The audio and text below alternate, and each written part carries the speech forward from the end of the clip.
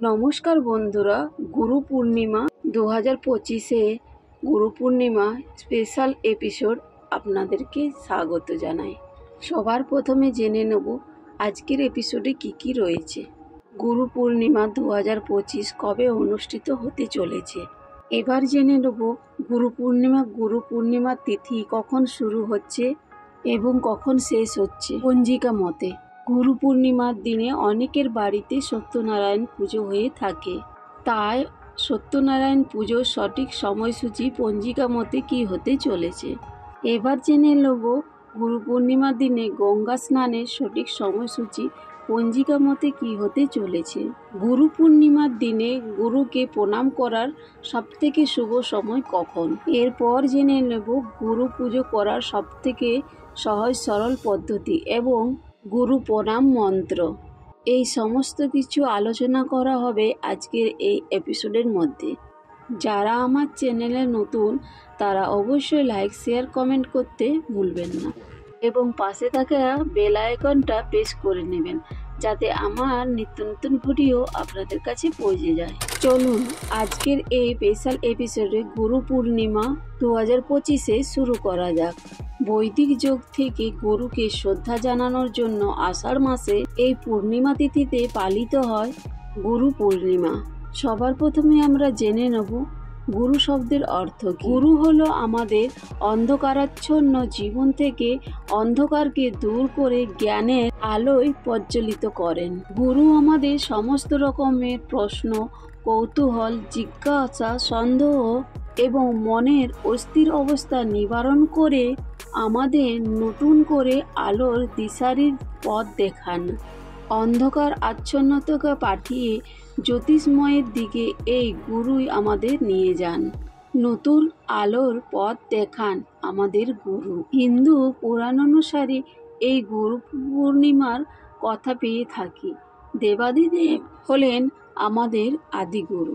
মহাদেবের প্রথম শিষ্য ছিলেন সপ্তঋষি, সে 7 ঋষি। পুরাণের কথা মতো এই বিশেষ পবিত্র দিনেই রূপান্তরিত হয়েছিলেন দেবাদিদেব মহাদেব আদি গুরু রূপে। সপ্তঋষি 7 ঋষিকে তিনি মহাজ্ঞান প্রদান করেছিলেন এই বিশেষ দিনে। মহাভারতে অনেক জায়গায় এই বিশেষ দিনটিকে পালন করা হয় মহারিষি বেদব্যাসের জন্মতিথি হিসাবে। মহারিষি বেদব্যাস হলেন চতুর্বেদ, 18টি পুরাণ এবং মহাভারতের রচয়িতা। গুরু পূর্ণিমার তিথির মহত্ব এবং গুরুত্ব অপরিসীমা। চলুন এবার সবার প্রথমে জেনে নেব গুরু পূর্ণিমা 2025-এ কবে পড়েছে। 2025-এ গুরু পূর্ণিমা পালন করবেন 10ই জুলাই বৃহস্পতিবার 2025।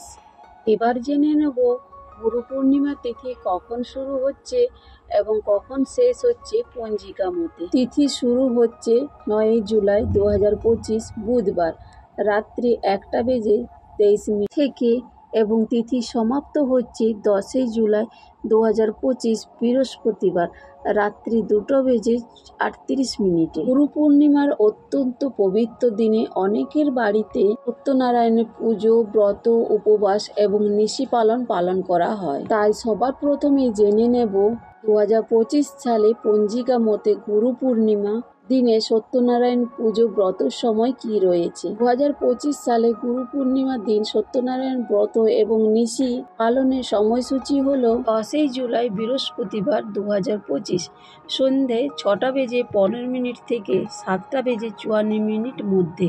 এই দিনে নিশি পালন, ব্রত এবং উপবাস পালন সবকিছুই সম্পন্ন করতে হবে 7:54 মধ্যে।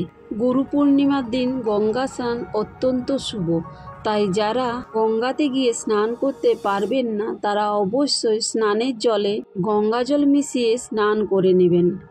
তবে সেই গঙ্গা স্নানের শুভ সময় কখন রয়েছে। 2025 সালে গুরু পূর্ণিমার দিন গঙ্গা স্নানের শুভ সময় হল 10ই জুলাই বৃহস্পতিবার 2025 সকাল 5:24 থেকে সকাল 11:20 মধ্যে। গঙ্গা স্নানের শুভ সময় সম্পন্ন হবে।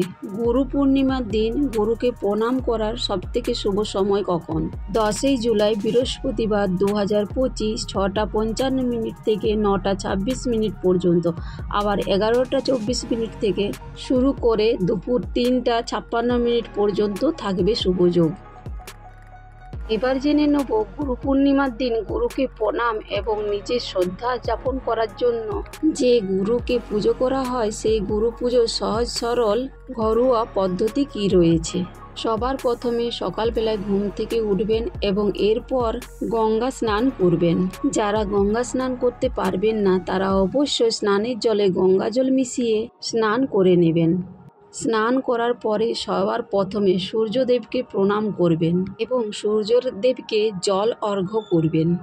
এরপর বাড়ির ইষ্ট দেবতাকে প্রণাম করবেন এবং তার কাছে পূজা অর্পণ করবেন।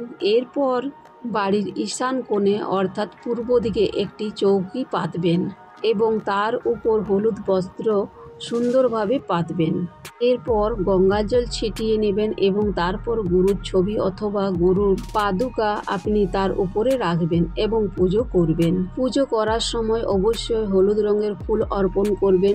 খুব সুন্দরভাবে নৈবেদ্য সাজাবেন। এরপর ধান, দুব্বা, তুলসী পাতা এবং ঘির প্রদীপ অবশ্যই জ্বালিয়ে দেবেন। এরপর পুজো সম্পন্ন করার পর অবশ্যই আরতি করে নেবেন।